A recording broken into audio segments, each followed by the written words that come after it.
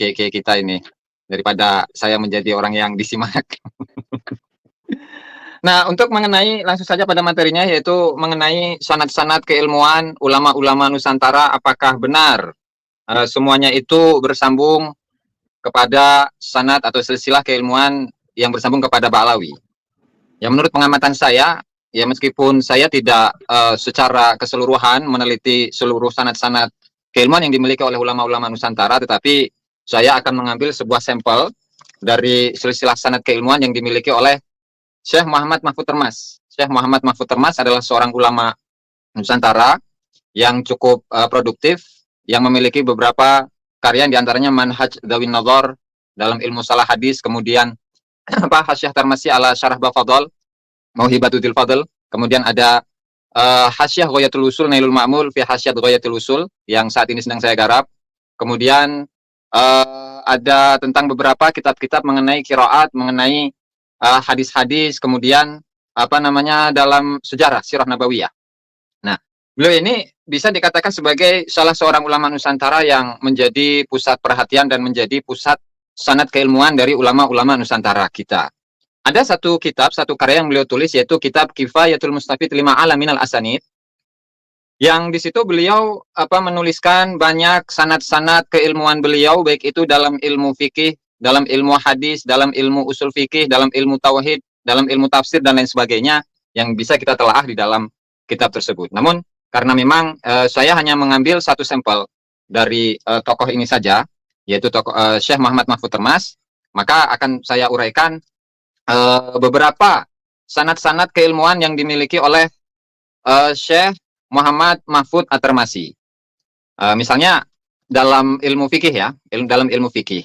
Dalam ilmu fikih, misalnya seperti karangan-karangan dari Syekh Ibnu Hajar Al-Haytami, itu tidak saya temukan di situ terdapat syekh atau guru yang di situ adalah tokoh-tokoh atau dari tokoh-tokoh dari Ba'alawi.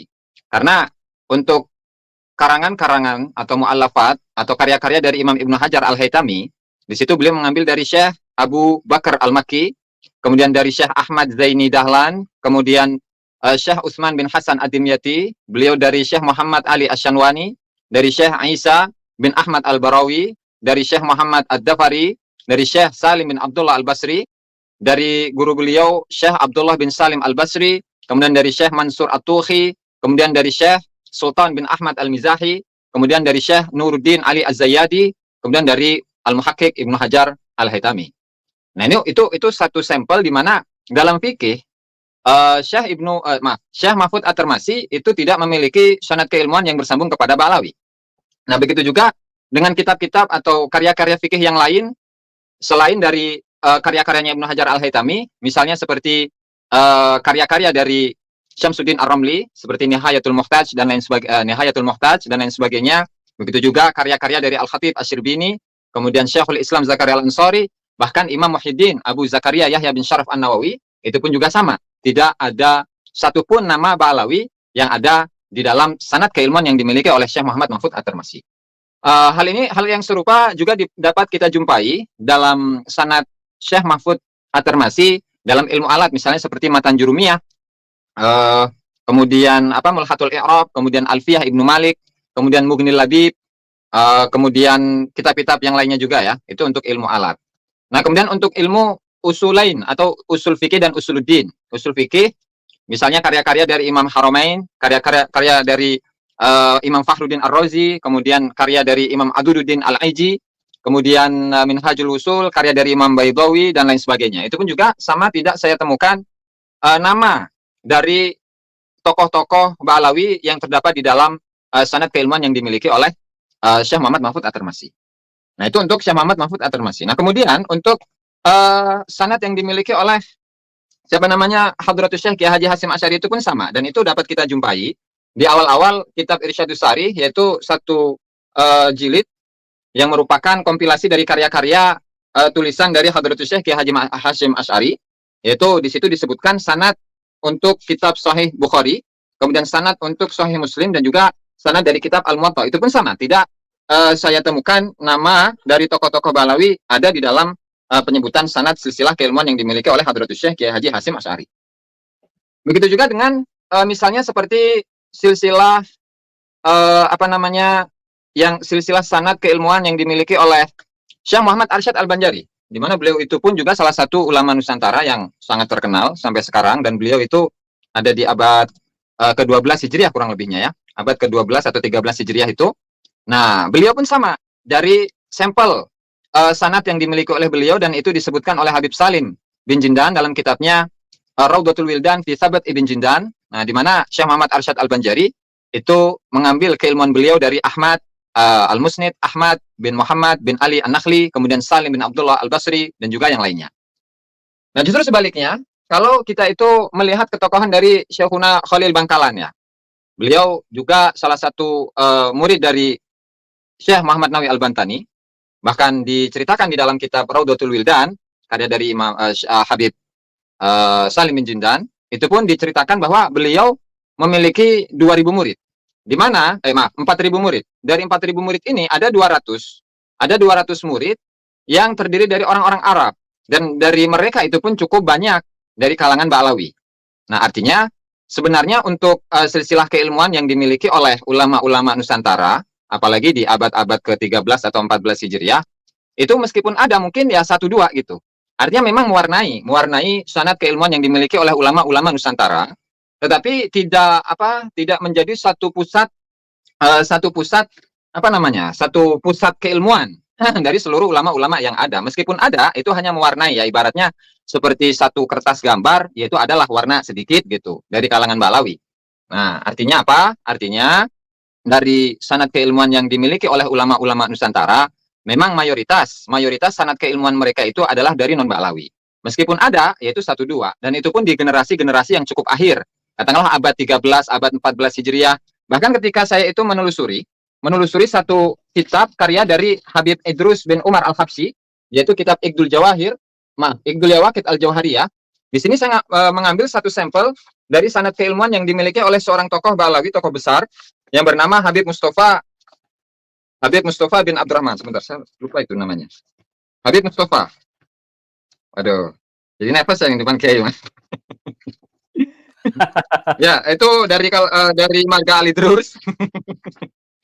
Dari marga Al-Idrus yang bernama Syekh Abdurrahman bin Mustafa Al-Idrus. Nah, dari 30 masyayikh yang beliau miliki, nah itu bisa dikatakan 70% guru-guru yang dimiliki oleh Habib Abdurrahman bin Mustafa Al-Idrus itu adalah dari non-Ba'alawi. Sementara 30% itu kurang lebihnya ya, saya ambil rata-rata saja, 30%-nya itu dari kalangan Ba'alawi. Artinya untuk tokoh Ba'alawi sendiri, mereka memang memiliki sanad keilmuan dari keluarga mereka sendiri, tetapi tidak sampai menjadi mendominasi seluruh sanad keilmuan yang mereka miliki.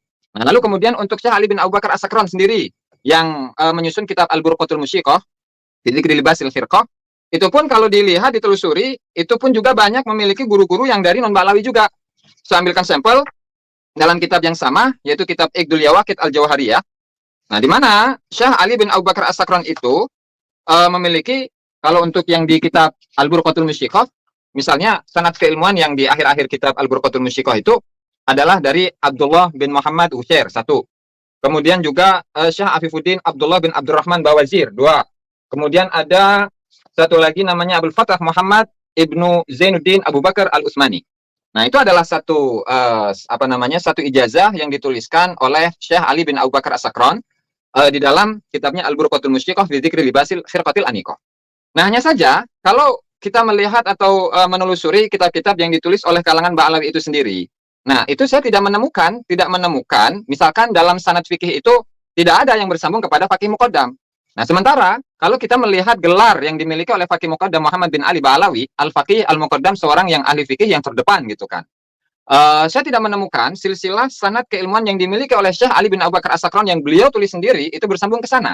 Tapi justru ketersambungan sanad beliau itu adalah dari ulama-ulama non-Ba'alawi. Misalnya seperti sanad keilmuan dalam fikih yang bersambung kepada Imam Syafi'i radhiyallahu taala anhu, itu adalah dari guru beliau yang bernama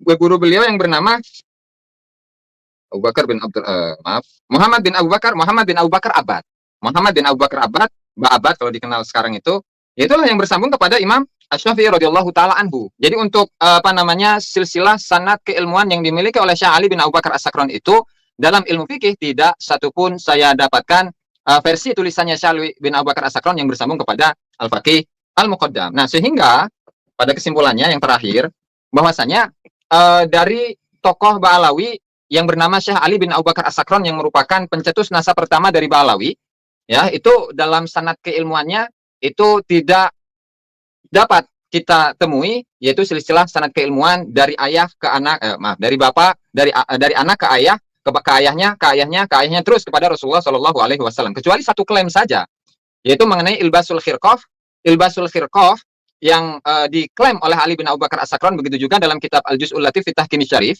itu diklaim sebagai sebuah silsilah sanad khirqah yang bersambung dari ayah, dari anak ke ayahnya, ke ayahnya, ke ayahnya kepada Rasulullah Shallallahu Alaihi Wasallam. Padahal untuk di Hadramut itu sendiri, di abad-abad ke-7 Hijriah, itu mereka belum mengenal tasawuf, belum mengenal apa itu namanya firqah, belum mengenal apanya itu thariqah, apa itu ilbasul firqah, apa itu talqin dzikir, dan lain sebagainya. Namun, itu diklaim oleh keluarga Ba'alawi sendiri sebagai sebuah silsilah sanad yang paling sahih sedunia, dan apa namanya, itu merupakan sanad satu-satunya yang bersambung dari semuanya adalah dari kalangan Ahlul Bait, dan ketersambungannya itu dari anak ke ayahnya, ke ayahnya, ke ayahnya, kemudian sampai kepada Rasulullah Shallallahu Alaihi Wasallam.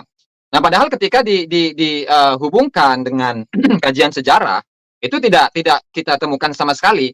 Bahkan apa yang diklaim selama ini, misalkan seperti Syekh Ali bin Alwi Khalid Qasam, Syekh Ali bin Alwi Khalid Qasam yang apa namanya diklaim oleh kalangan Ba'alawi bahwa leluhur mereka yang bernama Syekh Ali bin Alwi Khalid Qasam yang ketika sholat itu ketika tasyahud itu tidak mengucapkan ketika tasyahud itu menunggu jawaban dari Rasulullah Shallallahu Alaihi Wasallam, waalaikumsalam ya Syekh, gitu. Itu dikatakan sebagai leluhur Ba'alawi yang bernama Ali bin Alwi Khalid Qasam. Namun yang saya dapatkan dalam kitab Tabaqatul Khawas karya dari Al-Imam siapa namanya, Asyirji atau Asyarji, ya, itu justru Ali bin Ba'alawi yang ada di dalam kitab ini, silahkan Anda buka di halaman 223, itu malah kewafatan beliau itu pada tahun 720 sekian. 720 sekian, artinya ada di abad ke-8 Hijriah. Nah, sementara untuk ketokohan dari Ali bin Alwi Khalid Qasam itu ada pada awal-awal abad ke-6 Hijriah, tahun 500-an awal. Nah, namun tentu hal ini mematahkan klaim bahwasanya yang dimaksud Ali bin Ba'alawi di sini itu bukanlah Ali bin Alwi Khalid Qasam. Nah, barangkali itu saja yang bisa saya sampaikan. Nah, untuk kemudian selanjutnya silahkan kepada tuan rumah.